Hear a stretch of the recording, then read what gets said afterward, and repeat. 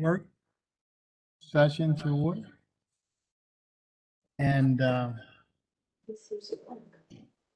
believe there is only fiscal matters, no bills for introduction, nothing.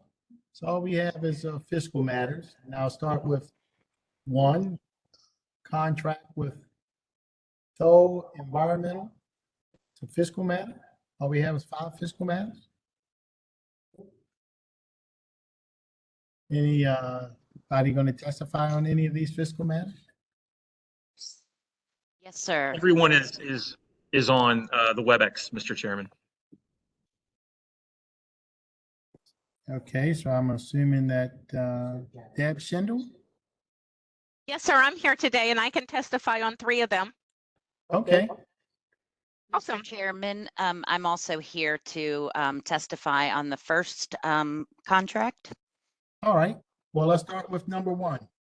All righty, Mr. Environmental. Chairman, members of the council, my name is Jennifer Ayosa. I've had the pleasure of serving County Executive Olszewski over the past 18 months as his Chief Sustainability Officer. And this evening, I'm bringing to you a contract request for a contract with Throw Environmental that would allow Baltimore County to evaluate whether or not a resilience authority would be in the best interest of the county to address its long-term needs related to climate change. This is addressing things like flooding of county buildings, pumping stations, roadways, and even community assets. You know, as you are all likely aware, we are currently experiencing more rain, often more heavy intensity kinds of rain events that are creating a lot of localized flooding in our communities and our neighborhoods. We're also seeing warming temperatures and rising sea levels. And so when we have big storms, we're seeing storm surge that is damaging to both public and private property. The kinds of projects that are needed to mitigate these sorts of impacts can unfortunately often be expensive. And much of the county's current storm drainage infrastructure was really developed and sized for the kind of precipitation that we were seeing 50 years ago. And so increasingly, we're recognizing that relying on general funds or developing grants for external funding is neither sustainable nor adequate to meet the growing needs of the county. So 2 years ago in 2020, the General Assembly passed authorizing legislation to allow local governments to create what's called resilience authorities. These resilience authorities would be for the purposes of undertaking and financing these kinds of infrastructure projects that are going to help us deal with things like flooding in our communities. The county executive approved a decision memo this past winter to look into evaluating whether or not this kind of authority could be useful for Maryland. So we went through the county's procurement processes to seek out consultants who might have the experience and the ability to help us. And Throw Environmental really rose to the top. They are the consulting entity that has worked with both Charles County in the development of their resilience authority, and they have also worked with Anne Arundel County and Annapolis in the development of their authority as well.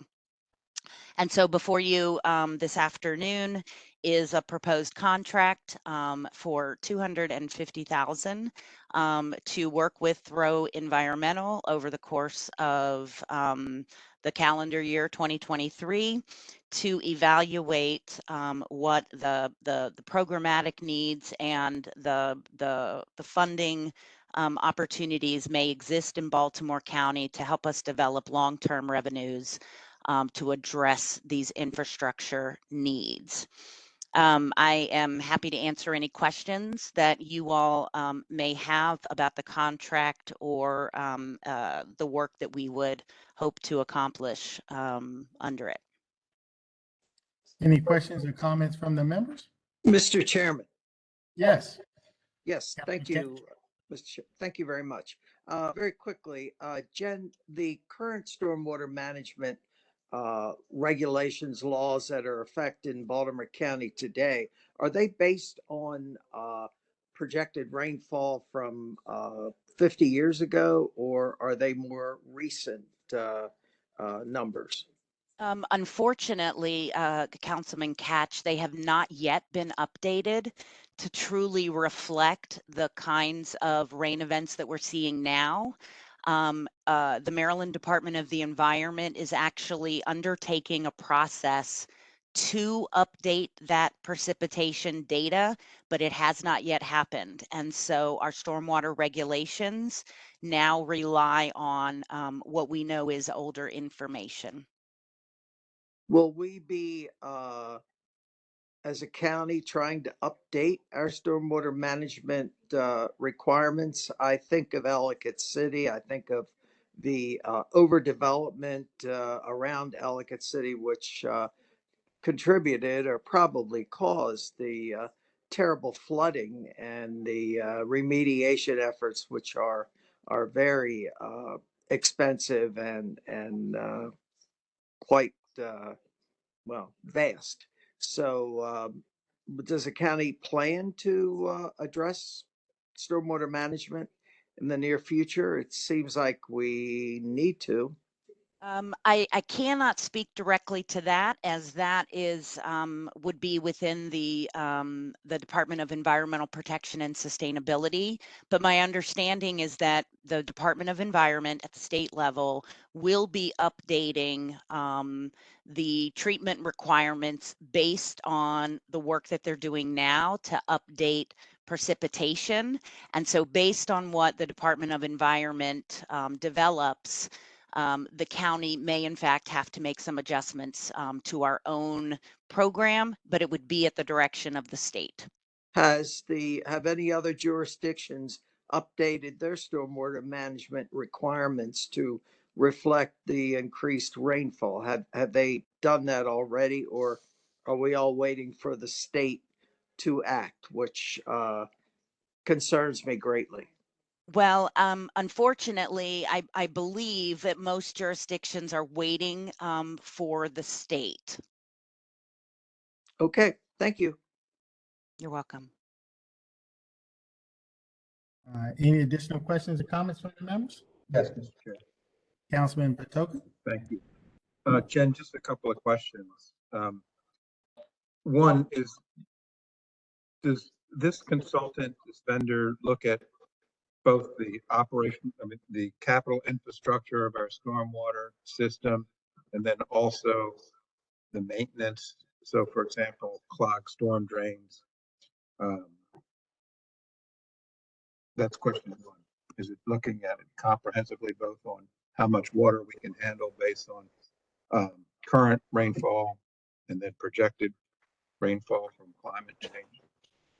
Yes, sir. So the consultant will work with county staff from the Department of Public Works and Transportation, the Department of Planning, the Department of Environmental Protection and Sustainability, Emergency Management, to really get an idea of what is the magnitude of projects or needs that we have, so that they can look for financial structures that may help meet those needs over time.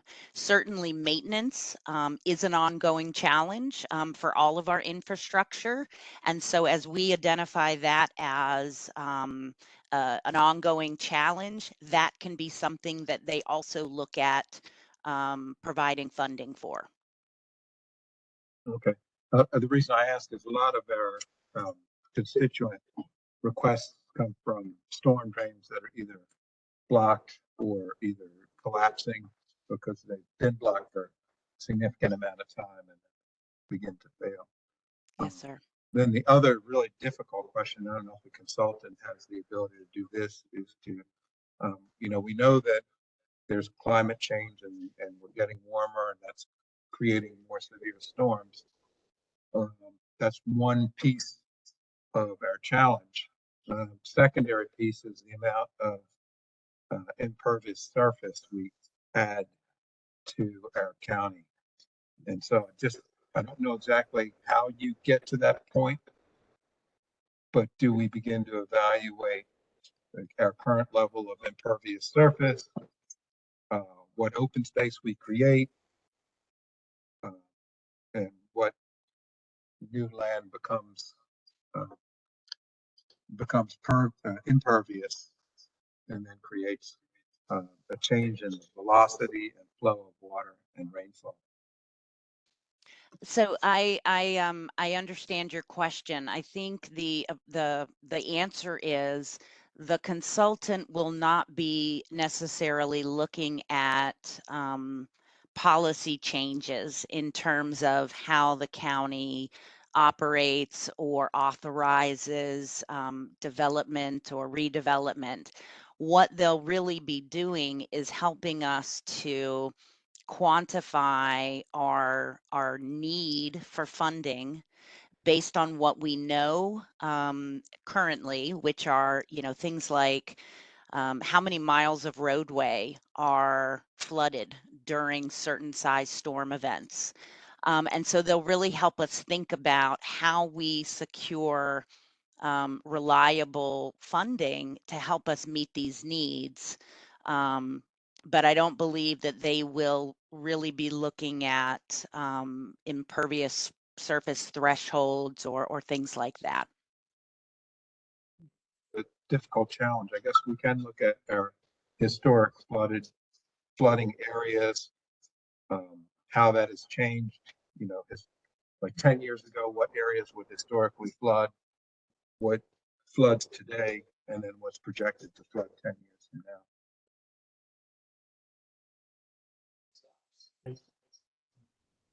Is that it, Councilman Patoka? Yes, thank you. Yes, Ms. Rogers? I just want to add to this effort. Plan and assessment that how we what our business and projecting out potential flooding increase the sea level, lots of issues that we need to take into consideration as we move forward, because clearly, the environmental impacts, the dry here, the precedent study that we've seen in this area. The other thing is that we do put a sustainability lens. We have put a sustainability lens for decision making, but the terrorism, bring last phrase here as the sustainability of we began decision making.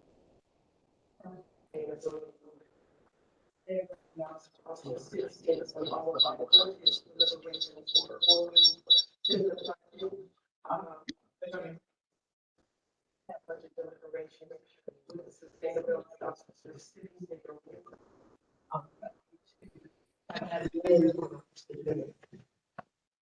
so just wanted you to know that this is just another step. The Resiliency Authority is going to help us as another step toward ensuring that we're being proactive in terms of addressing flooding, because it's happening all over the county. It's not just isolated to one section of the county, and we have to be proactive in making sure we can be positioned to mitigate many of these issues. Mr. Chair, just one more comment. Go right ahead, Councilman Patoka. So in the 70s, we were proactive following Hurricane Agnes. And so Villanova Park, for example, used to be a neighborhood, and where the flooding occurred on the Gwynns Falls, now it's Gwynns Falls Park. And so that was a proactive measure in the 70s and early 80s to create a park where there was a neighborhood because there was historic flooding. And unfortunately, Councilman Catch, that's where Blaze Starr's house used to be, as you may recall, but it's no longer there. But there's still people that come around and hunt for memorabilia. Councilman Catch. Thank you. Thank you. Metro. Metro. I remember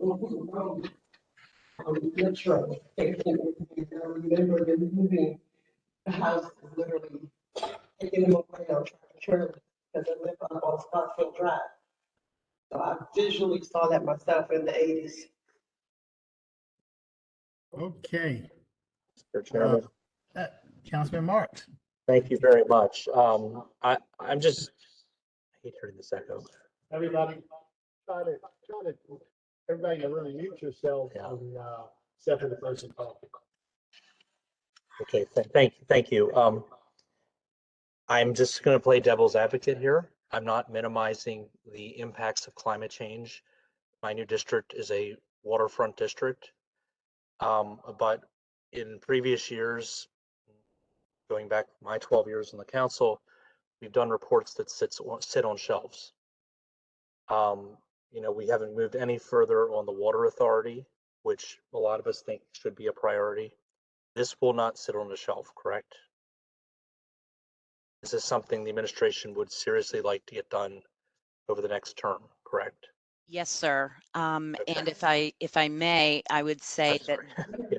this is Yeah. this is actually implementation funding, or looking for the implementation funding that would help us address a vulnerability assessment that was conducted for our Department of Public Works and Transportation in 2021. And that study identified all of the county buildings, things like sewer pumping stations and road segments that the county maintains that are vulnerable to flooding. At the very least, this would, the work of the Resilience Authority would provide funding to implement projects that would better protect some of these county assets, these roadways, ingress and egress from neighborhoods that flood, and may also allow us to work in coordination with communities that are also experiencing flooding. So as long as I'm here, yes, we're going to be working on implementing. This is a study that ultimately may help us in Oliver Beach, Middle River, Foley's Quarters, those places. Across the county, yes, sir. Okay, and especially the waterfront. Certainly. Okay. Yep. Okay. Thank you. Okay, so go ahead.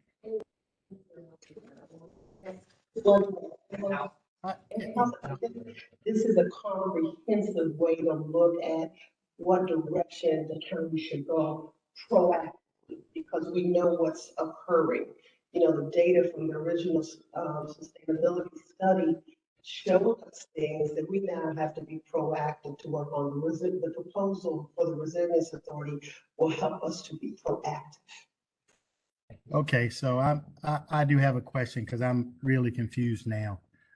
Initially, the idea was that the Resilience Authority is going to identify funding sources. And I was thinking there's only 3 funding sources I know of.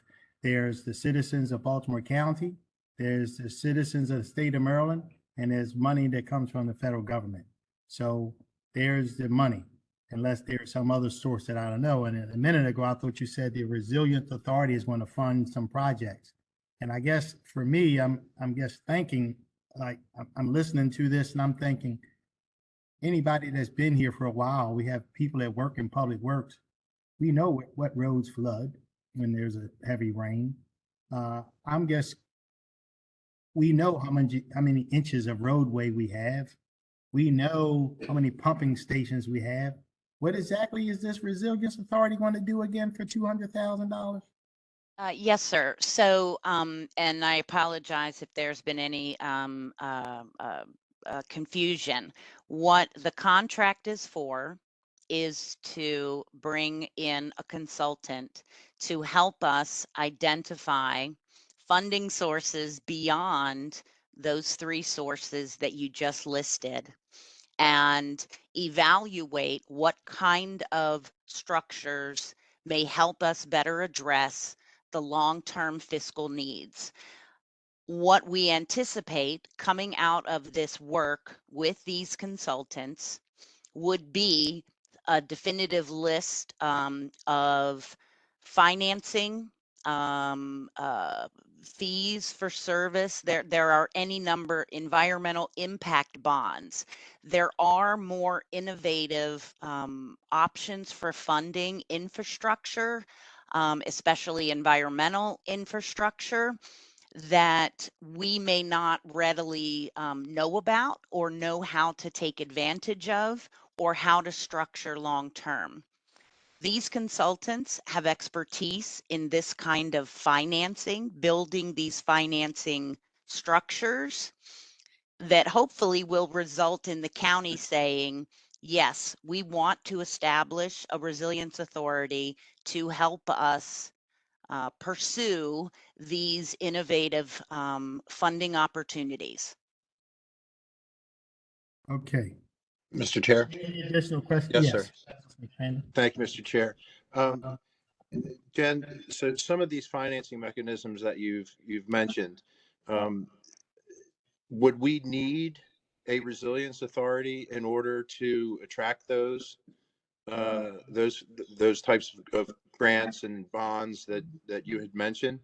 Is that in the enabling legislation from the state that we would, as a jurisdiction, need to create a resilience authority? For some of the financing structures, we would in fact need a resilience authority, or we would need to modify perhaps our existing revenue authority, because what they might want to do would be to collect fees for service or issue infrastructure bonds that right now we as a county may not be able to do under our existing financial constraints. There are certainly going to be funding resources that we can avail ourselves of now. And you just mentioned grants. We can currently write grants and receive those funds and then spend those funds for projects. Unfortunately, most grants are not, they're not big enough, and they don't last for more than, say, a year to 18 months. And so they don't provide the kind of predictability that a resilience authority could help us achieve. And so if we were to issue, say, through a resilience authority, an environmental impact bond, we would have identified the recurring source of revenue to pay back that bond. Right now, we can't count on grants for that kind of long-term revenue security. Thank you. Appreciate your answer. Thank you, Mr. Chair. Thank you. Thank you. Any additional questions or comments? Yes, Mr. Chair. Yes, Councilman Patoka.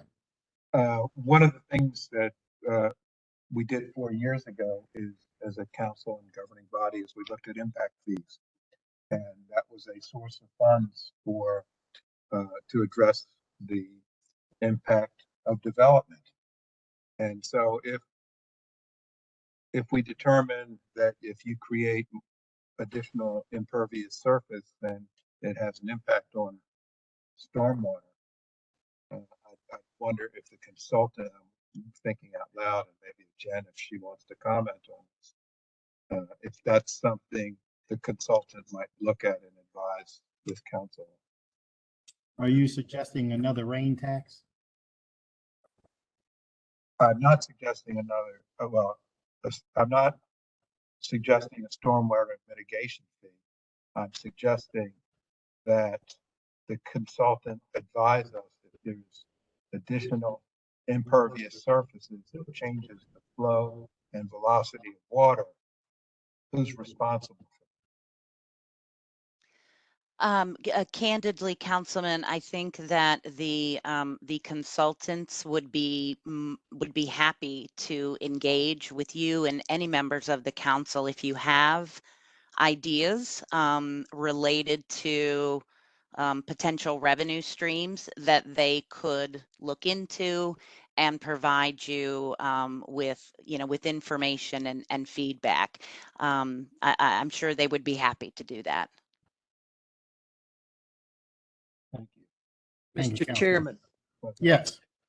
Yeah, thank you, Councilman Mr. Chair. Hatch. Yeah, thank you.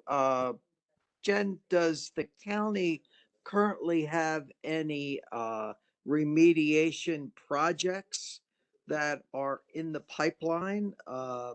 This consultant is looking into funding sources, but do we have some major projects that the county is pursuing? And okay, that's my Yes, question. sir.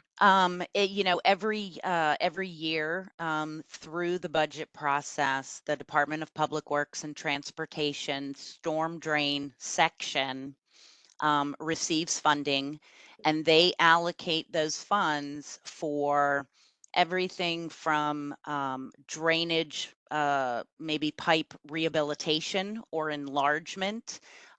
They can also spend that funding on a variety of capital projects related to improving the drainage capacity of our infrastructure.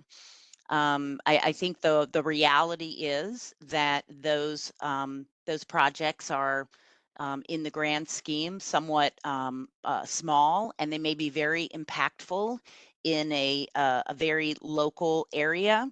But the funding on an annual basis is likely to be eclipsed by the long-term need as we see more and more rain, more and more flooding, and further deterioration of existing infrastructure.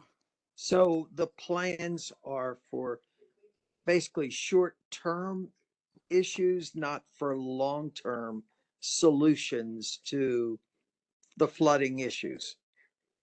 Often that is what we are able to accomplish, yes. So we need to get aggressive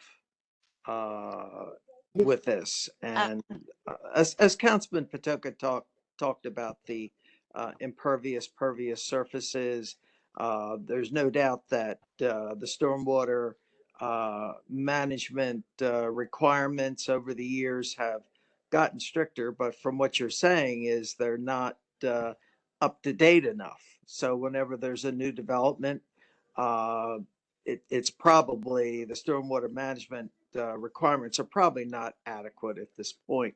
So we have a lot of work to do. So I thank you very much. Thank you, Mr. Councilman. I do want to make one differentiation, if I may. New development and redevelopment is required to meet fairly stringent stormwater management requirements, and they are doing that.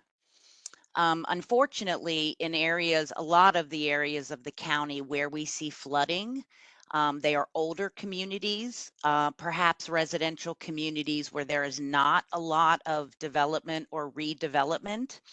And so what they have may be 50 years old. Again, maybe sized for the storms they encountered when they were built 50 years ago.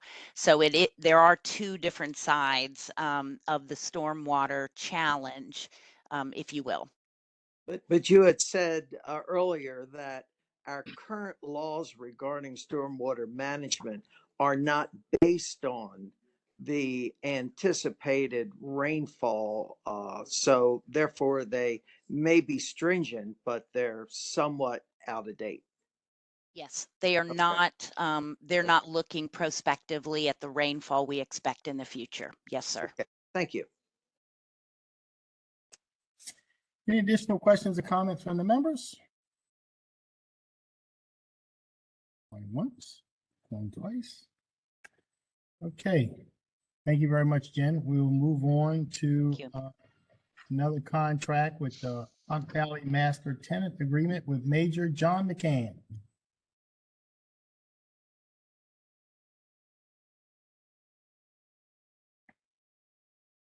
Here he is. Yep. Good evening, Councilman. How are you? Fine, sir. How are you doing? Good. I'm well. Thank you. Good. Good. Go ahead and get started then. Good evening to the rest of the County Council present. I'm Major John McGann, and I'm representing Colonel Delp this evening on the behalf of the Administrative Support Bureau. The reason why I'm here tonight is in support of a contract to provide hotel accommodations, facility rental, food and beverages for the annual hostage negotiation seminar that is set to be held this March 7th through the 9th at the Delta Hotel in Hunt Valley. The reason that this is being requested is that it's sole source through a 902F, and that this location is the only location in Baltimore County that can accommodate this many members. We typically have been having about 700 attendees for this 3-day conference. People come in throughout the country and also internationally for this. So the request is for this initial year plus 4 years plus, with a total amount of $400,000, and with all seminar costs that are billed to Baltimore County will be reimbursed by the county's police foundation. So that's what I have to report tonight, sir. Thank you. Are any additional questions or comments from any of the members? Thank you very much, Major. Always a pleasure seeing you, and keep up the good work. I'm trying to think. I know we've had several hostage negotiations from time to time, but I don't think there's any as big as Joseph Palczynski. Yes, very true. You have a great memory. Yep. And again, we've been very fortunate as an agency to do this with in conjunction with our local FBI partners, and with the 42 years that the conference has been running, but Baltimore County has now been hosting it for 25 years. So a lot of credit goes to our hostage negotiation team and the supervisors that put this entire project together year after year. And of course, thanks to the council and to the Police Foundation for their continued support. Well, we certainly appreciate all the efforts that go into this seminar. And after all, it paints Baltimore County in a positive light in terms of the law enforcement community all across the country and around the world. So we appreciate you doing. Good. Good. Very good. Thank you, sir. Good night, everyone. Good night. We'll move on to Deb Schindel. Now's your turn for 3 contracts. Thank you, You've sir. been waiting. You tried to cut the line. This is a good move earlier. Did you notice that? You tried to cut the line. I didn't tell anybody. Good evening, Councilman, Chair, members of the council. Thank you for letting me come this evening in front of you with 3.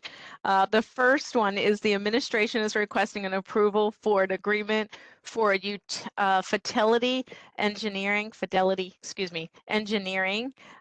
It is to provide maintenance and repair for diesel, natural gas, and propane generators related to equipment.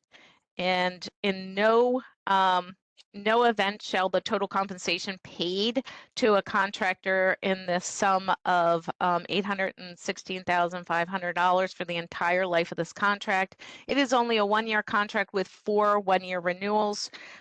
This originally went out to bid, and then there were no bids that came in for us.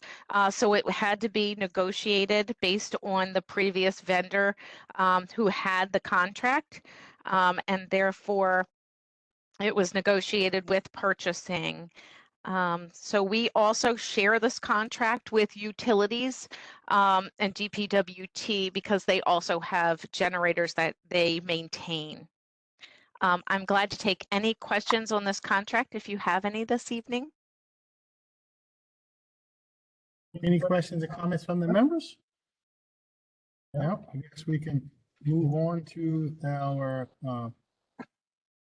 so we're going to pay them by the hour? Yes, sir. This is an hourly contract for repair. And so we only, they come in and they do, whatever if it takes them 4 hours to repair a generator, that we pay them time and material.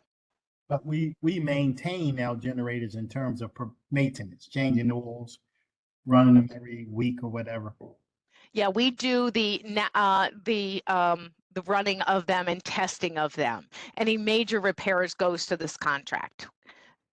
Okay, moving right along. Next contract. Yes, sir. The administration is also requesting an approval for a contract with Siemens Industry to provide automatic fire suppression services throughout the various county-owned and operated building. If you remember last meeting, I brought another contract. There were 2 vendors that were awarded. BlazeGuard was one of them that you approved in a prior council meeting on November 21st. There are 2 contractors, as I said. This contract was competitively bid, best value, experience, and best quality. It is a 1-year, 4-year contract. It is not to exceed for both vendors the $3,279,572.66. This too is a time and material contract. It is used to repair any fire suppression, but it also install new ones. It includes also the quarterly inspections at all of our sites and includes the 5-year contract required by NFPA to make sure that we are in compliance with the federal regulations. Thank you. Any questions or comments from the members? Great, and I will move forward with the last one. Administration is also requesting an approval for a contract with ASB2 Enterprise, Classic Lawn and Landscaping, Forest Valley Tree and Turf, Inc., and DSM Snow Removal, Inc. for snow removal services at various locations throughout Baltimore County, including the libraries. This was a competitively bid and awarded based on best value, best qualified, and low bid. The contractors, this is a 1-year with 4 1-year renewals. The contractors will supply the equipment and staffing for 64 locations throughout Baltimore County.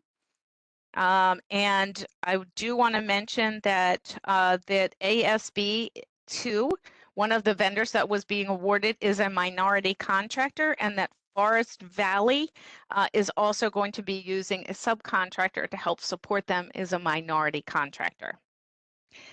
That concludes my testimony. If you have any questions regarding this contract. Any questions or comments from the members? Hearing none, before we conclude, let me just take another opportunity to recognize the tremendous service and contributions of 2 of our members, Kathy Bevins, who's retiring, as well as Councilman Tom Quirk. We had a nice, lengthy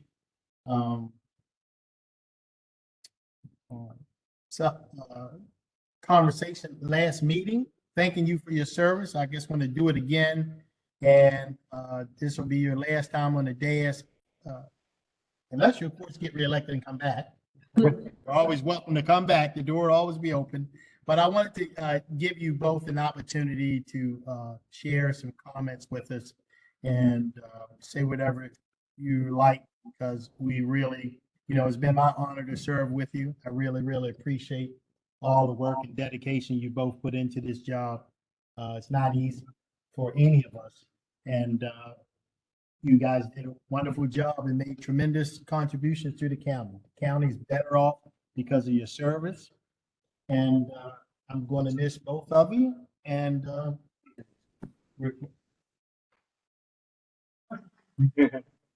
few more. Yeah.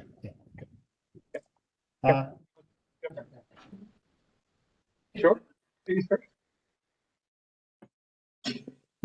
I think you guys again. I'm going to take things today.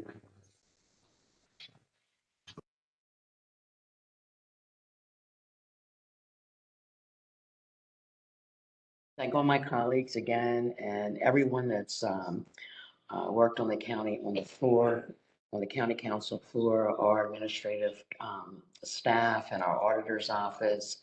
And of course, my staff, Doris and Patrick, are sitting here today. Most of you know Doris has been with me almost 10 years. And Patrick, I was lucky enough to snag about 1.5 years ago. And I've had tremendous people work for me, and I've had wonderful interns work for me. And it's really been great working with the Oshesky administration the last 4 years.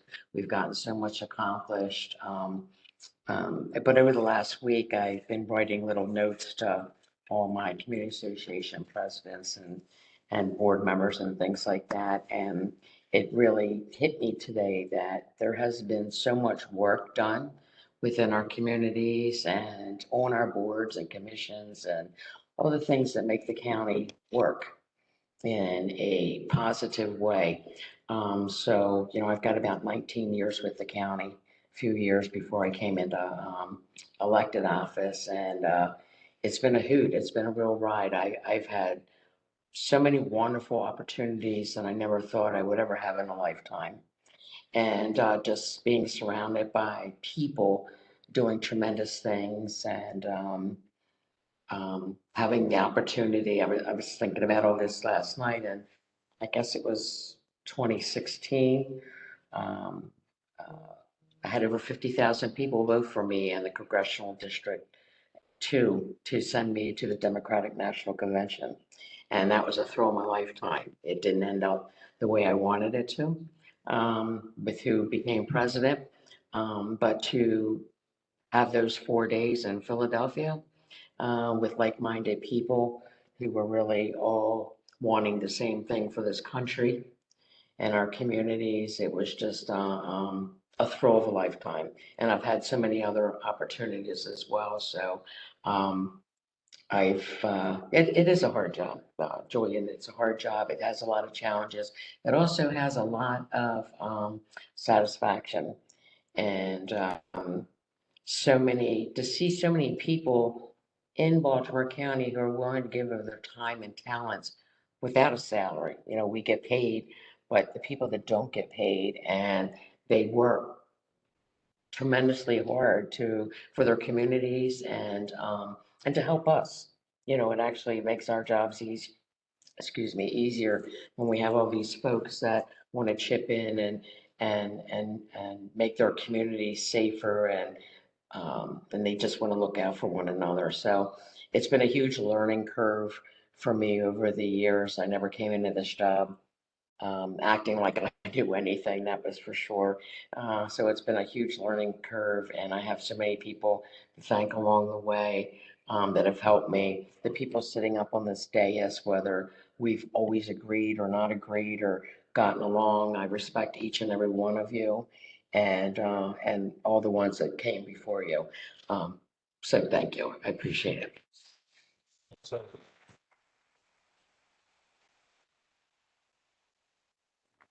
Thank you very much, Councilwoman Bevins. Councilman Quirk? Thank you, Chairman. As Councilwoman Bevins said as well, I'd like to reiterate and with obviously some of the audit staff and our council staff and the county executive staff. Of course, as everybody knows up on the dais, this job takes every minute you want to give to it. It really will definitely absorb all your time if you allow for it. So you have to try to balance, work with family and friends. So, of course, my daughter Sophie's here tonight, so it's good to see you, Sophie. And he's in Florida, but he's doing well working in the space industry, which is great. And Heather will be here tonight. She's bringing her 2 kids from Team Camille. So, family, that's what it ultimately comes down to, really. Are really going to make the most important difference in all of our lives, way past work. And this is very meaningful. And then, of course, I'd be remiss if I didn't recognize my staff. Kathy and Ingers and Margaret Stokes, and I see Brian Morris in the audience of one. But I mean, Kathy and Margaret both have been with me for the last 12 years, and Brian's been great. It's also nice to know the general election last 3 years. I mean, general elections are pretty tough. And I'm a fairly competitive person, so it's nice to see each general election I picked up more percentage than the previous general election, because in this job, you make a lot of decisions. And the first thing I learned in this job, the very first thing, is even the easy decisions, even the easy ones, there's people that are against them, and you upset people. So, but the vast majority of people are fair and reasonable. But that was like the first shocker I had on any decision. Some people are not going to like it, which is truly remarkable. But I think we've accomplished a lot, hundreds of millions of dollars in school construction, not only in District 1, but all around the county, billions of dollars in school construction, which is super, super important and a big priority of this council and previous councils, looking at our walking and biking trails in District 1, and I know around the county is a big deal, short line trail. And of course, we haven't got River Road done yet, Ms. Rogers. I just wanted to reiterate River Road. I'll still be watching for that one. One of these days, we'll get that one done, and I'm confident will happen under this county executive, and that will be a big win. I mean, I think the fiscal health under the leadership of Ed Blades and the audit staff working really hand in hand, Liz, Lauren, Ed, the whole team. At least Kathy, you and I are getting out at a good time.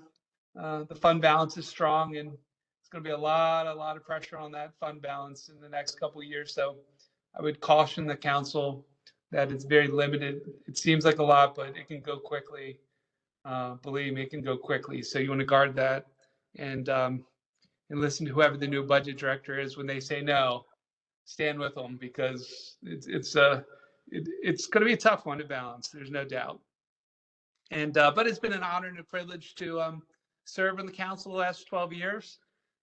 Can't say it's always been easy. It's a tough job, and it's not an easy job. I mean, it's something that you just don't know until you sit in one of these positions, and then you're like, oh my goodness, this is a tough job.